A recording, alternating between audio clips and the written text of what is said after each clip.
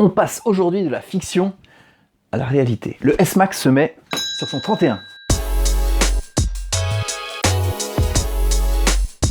Je vous ai proposé ici dans la dernière vidéo plusieurs designs pour le projet, notre projet S-Max. Plusieurs, enfin 2 pour être exact. Et vous ai demandé à travers un sondage lequel vous préférez. Design 1, Design 2. Et le vote a été plié en à peine quelques minutes. On a vu décoller le Design 2. Le S-Max cubique a remporté tous les suffrages. C'est donc sur ce design qu'on va partir pour donner une nouvelle apparence au Panthéon. Au Panthéon, oui. On a d'ailleurs du mal à le reconnaître, le Panthéon. Donc l'objectif de cette vidéo aujourd'hui va être d'avancer vers la finalité graphique que l'on a définie ensemble. Et là, 3 défis à relever sur cette vidéo, et pas des moindres. Le premier va être de modifier les gros blocs dessinés sur Fusion 360 en des carénages imprimables sous forme de coque avec des points d'accroche, des points d'assemblage. De 2, imprimer ces carénages. Et là, j'ai jamais fait le job. Autant de pièces aussi volumineuses à imprimer, ce serait une première pour moi. Et de 3, monter les impressions sur la bébête bien réelle qui est juste à côté de moi. Et ça, je suis sûr que ça va pas bien se passer. Vous avez été unanime, le scooter cubique sera le S-Max. Mais comme je vous le disais dans les vidéos précédentes, les designs présentés n'étaient en fait que des gros blocs travaillés sur Fusion 360, un peu à la manière d'une sculpture à la Rodin des temps modernes. Tout le travail reste à faire pour rendre ces pièces définitives. Et je ne vais pas vous ennuyer avec les détails des fonctions à utiliser sur Fusion 360 pour mener à bien ce projet. Il y a des chaînes YouTube qui expliquent parfaitement comment utiliser ce logiciel et qui sont spécialisées là-dedans. Je suis pas un spécialiste.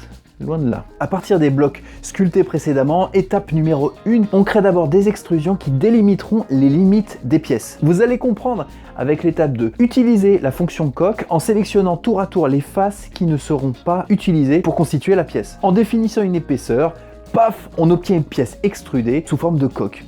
Magique. Étape 3, faut un petit peu réfléchir. On a pour le moment des grosses pièces massives, il va falloir les séparer en plusieurs carénages. Pourquoi le gros carénage sur l'avant du scooter n'est qu'une seule pièce? Mais bien évidemment, si on ne la sépare pas en plusieurs parties de carénage, la pièce sera immontable puisqu'elle entoure littéralement le guidon. Donc je décide de faire des pièces indépendantes les unes des autres, possédant leur propre fixation sur le cadre. Je réfléchis aussi à l'ordre d'assemblage des carénages pour éventuellement cacher certaines fixations. C'est intelligent ça?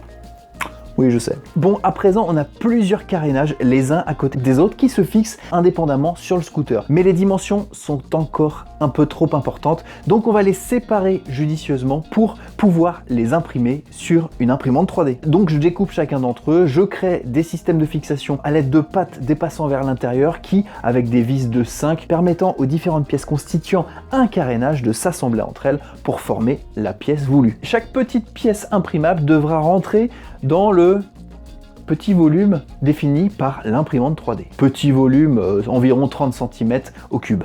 Au moment où je vous parle, j'ai rien fait. C'est que de la théorie. Mais si vous avez vu des images de modélisation derrière moi, c'est que j'ai fait le job. Bon bah, il n'y a plus qu'à imprimer les pièces. Ha! La bonne blague. La dernière fois que j'ai imprimé des pièces dans cette quantité, ça m'a pris 1 semaine pour un maudit carénage arrière. Donc là, pour l'ensemble, je sais pas combien de temps ça va me prendre. C'est d'ailleurs pour ça que dans la dernière vidéo, j'ai envoyé une bouteille à la mer. Donc si un fabricant d'imprimante 3D me regarde et qu'il a un produit avec une vitesse d'impression à toute épreuve, bah qu'il me contacte. Je vais avoir besoin de lui. Attends Simon. C'est pas parce que t'emploies une métaphore qu'il faut tout le temps l'imager. T'es pas obligé. T'as raison, en plus, mettre la bouteille qui flotte avec le portable à l'intérieur qui monte la vidéo, ça m'a pris un temps fou. Alors faut arrêter là, ok? D'accord. J'ai pas eu à attendre bien longtemps. La marque qui dit d'imprimante 3D m'a contacté et m'a dit « Simon, tu vas tomber de ta chaise. » Tant pis. En fait, ils m'ont simplement dit « On va t'envoyer... » le monstre. Un monstre, je vous disais. Bon, s'il te plaît, tu laisses ta place. Hein? «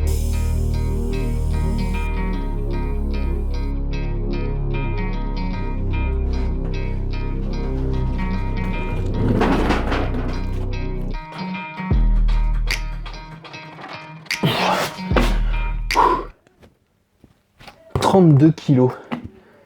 Un gros bébé.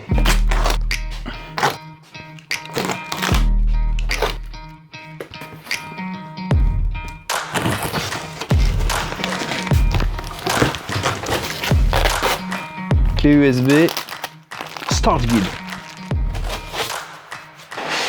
Bien protégé. Il n'y a pas de poignée là.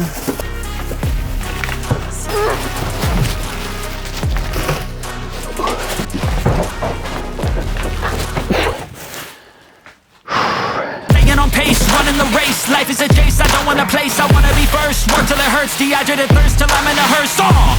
High ambitions in the right mind can take you so far. It's like you lived a few lifetimes. Take off from a break off from the weak minds, they can stay soft. You can change lives, you create thoughts, never waste time. You got one shot, you got one life, better pop off. What do you like? Make a dream job. No 9-5, no mean boss, just my life and free thoughts. You could try to play, but you're never gonna beat me. Look the other way, what I'm doing ain't easy. Bloody hands stain from the teeth. Bloody hands break through the chains, go free. Ah, il y a même du filament. Du PLA Rapido de chez Kiditech. Ils vendent aussi leurs filaments d'ailleurs. Ça c'est appréciable. Un petit stick de colle. Je pense que la colle UU fera l'affaire aussi, mais le geste est là. Une buse. Alors il y a deux types de buses. Une préalablement installée j'imagine, et celle-ci pour différents matériaux. Le câble d'alimentation. On va tout de suite le mettre. 4 petits patins à placer sous la machine, l'axe support pour le porte-filament, 40 degrés, ok.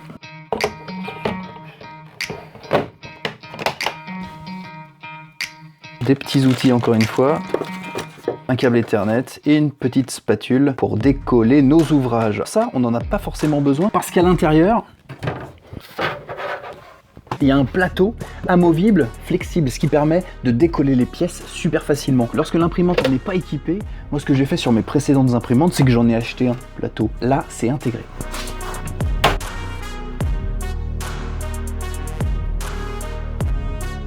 Tout était écrit depuis le déballage. On allume.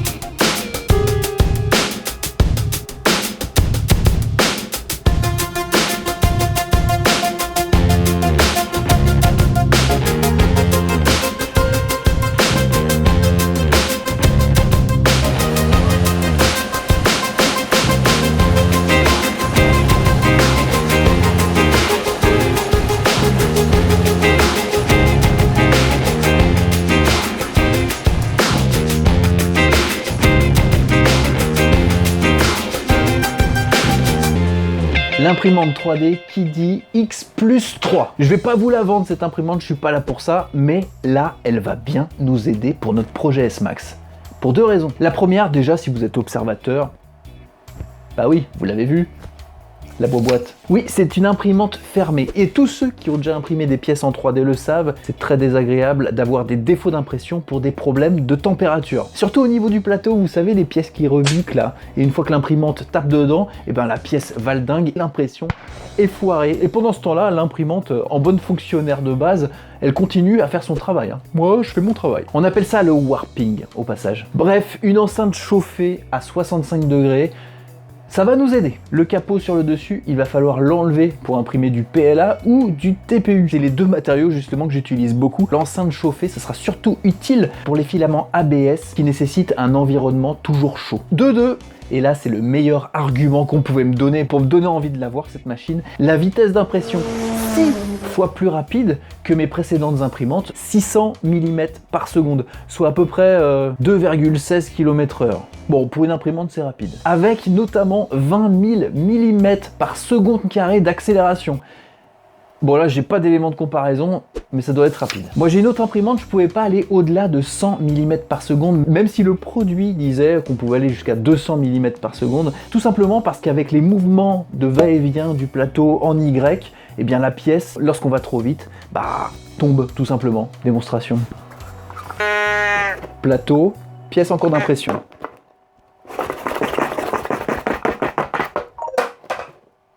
Vous avez compris? Donc là, plus d'histoire d'inertie de la pièce avec le mouvement du plateau qui va arracher la pièce au cours de la pression, puisque ici, le plateau, il ne fait que descendre en fonction des couches. La tête se déplace dans les deux axes et la pièce qui s'imprime, elle, ne bouge pas. Donc 600 mm par seconde, cette fois, ce sera atteignable et on va pouvoir enfin imprimer à vitesse grand V. Et dans le cadre de notre projet de carénage S-Max, c'est l'argument qui m'a fait dire à Kiddy: vas-y, balance! Alors je l'ai testé avec une petite pièce, d'ailleurs qui ressemble un petit peu à mon projet de carénage des facettes carrées. Ça, c'était un modèle qui était préenregistré sur l'imprimante, un fichier de test, et dès que je l'ai vu, j'ai pensé à ma fille qui avait 7 ans aujourd'hui. Elle adore les lapins, donc je lui ai imprimé ça. Cette pièce s'est imprimée en 1h40, une pièce d'une aussi grande dimension, c'est quand même très rapide. Les dimensions d'impression, même si c'est enfermé dans une boîte, c'est écrit dessus, 28 cm par 28 cm par 27 cm de haut, donc il y a de quoi faire quand même. Je ne sais pas ce que vous en pensez, mais j'ai envie de m'y mettre à ces carénages. On les imprime un par un et on équipe le S-Max.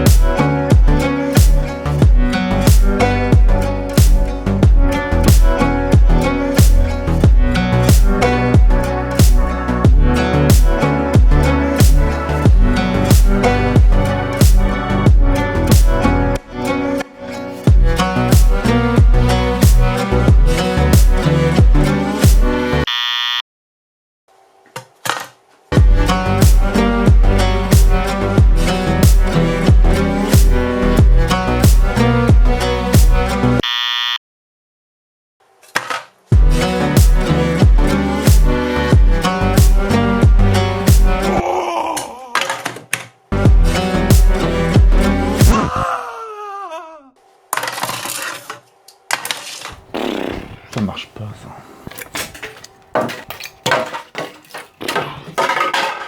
Connerie. Vitesse mes couilles. Service après-vente. Votre machine ne fonctionne pas. Bien sûr que je l'ai mis à jour.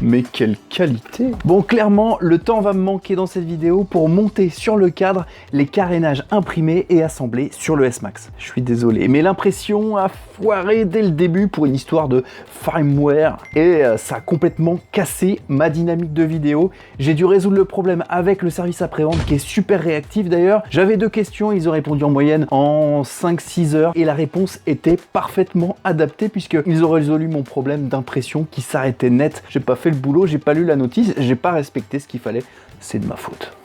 Les impressions des éléments s'enchaînent à une vitesse impressionnante, entre 2 et 4 heures pour toutes les pièces que j'ai pour le moment imprimées, donc ça nous permet de les enchaîner au cours de la journée. Avant ça, il fallait au moins 12 heures pour sortir une pièce de ce type-là avec mon autre imprimante. Et la qualité d'impression, en plus, n'a rien à voir. Je voulais un petit peu tricher au début pour aller plus vite dans les impressions en utilisant ma précédente imprimante et la Kiddy, mais la qualité d'impression, c'est pas du tout la même. Rien à voir. Aucun raté sur toutes les pièces. Après changement du firmware, bien sûr. J'ai même joué en positionnant des pièces sur une face clairement en porte-à-faux. Ça bouge pas. Bien collé. La pièce qui ne bouge pas sur le plateau, elle reste stable. Ça, c'est cool. Bref, tout ça pour vous dire que l'assemblage sur le S-Max des carénages, ça devra attendre la prochaine vidéo. Mais promis, la prochaine fois que vous le voyez, c'est la bonne. Sur ce, je vous dis à très bientôt pour une prochaine vidéo. Ciao!